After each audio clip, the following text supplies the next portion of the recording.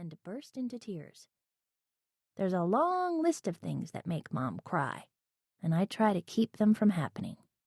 I actually used to have a page in my notebook for writing them down, but I quit making it when it started to get too weird to read.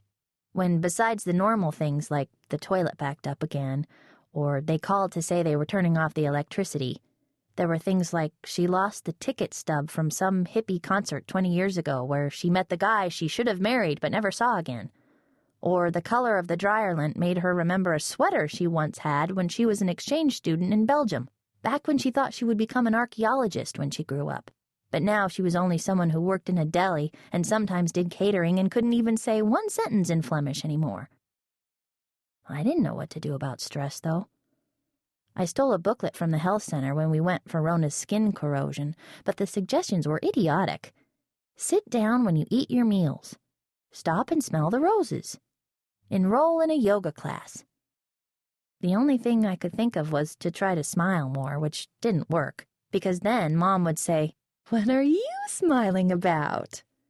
and jiggle her eyebrows and look at me as if we were about to have a big, juicy mother-daughter moment. "Don't you just love cats?" she said again. She'd finished the dishes, and she wasn't looking out the window anymore. She had turned around and was looking at me and Rona like someone was supposed to answer her.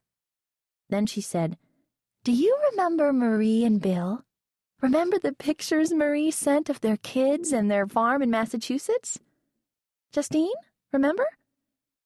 I tried not to answer questions with the names of people or places in them, because they always led to other questions that I really didn't want to answer. "Remember the time we visited Arizona?" she might say. Something that sounded like a perfectly normal question. "The sun, the mountains. Wasn't it beautiful there, Justine? You liked Arizona, didn't you?" Then if I said, "Yeah, I guess," she'd say, "So, would you like to move to Arizona?" Or, "I met someone named Christopher with a K today. Isn't that an interesting way to spell it?" She'd just keep asking till I answered. "Yeah, I guess." "That's what I thought, too. Well, would you like to meet him?" Rona didn't understand the trick yet, though. "Oh," she was saying, "I love cats." "If you had a cat," Mom asked her, "would you be a happy little girl?" The cat came in a writer box. I should have figured it out right then, but I didn't. Mom came home from work one afternoon, a few days after she'd brought up the cat question, carrying the cardboard box. And when I saw the look on her face, I knew what was in it. "Ta-da!" she sang, and she handed the box to Rona. "Oh!" breathed Rona.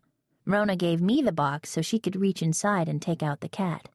"I don't want that," Mom said when I tried to hand her the box. "Take it outside." "His name's going to be Blackie," Rona said when I came back in. "You can't just name everything after the color it is," I told her. We had already had 2 fish named Greenie and Whitey and a snake named Tanny. "Justine," Mom said to me, "is something the matter?" "I don't want a cat," I told her. "Can it be mine?" Rona asked Mom. "Yes, it can, sweetheart," Mom answered, putting her hand on Rona's head and smiling down at her. "Who's going to take care of it?" I wanted to know. I had had to take care of the fish and the snake all by myself, and they'd all died, one by one, even though I hadn't done anything wrong. "I will," said Rona. "Well, what about when she doesn't?" "Then I will," Mom said in a tone of voice like the answer was obvious, and like it wasn't very important anyway. Then she gave that cat a look as if it were lucky to have ended up in a life with us. "Today is the first day of the rest of your life," she told it, which was a deep thought she liked to say sometimes, and which, I have to admit, I liked a lot, until I realized it was only a deep thought if you didn't say it all the time. Mom never actually said the words, "we're moving." One day I came home from school and there were all these writer boxes in the living room. "What are these for?" I asked. "Just to put a few things into," Mom said. When I asked why, she said, "Oh, just in case."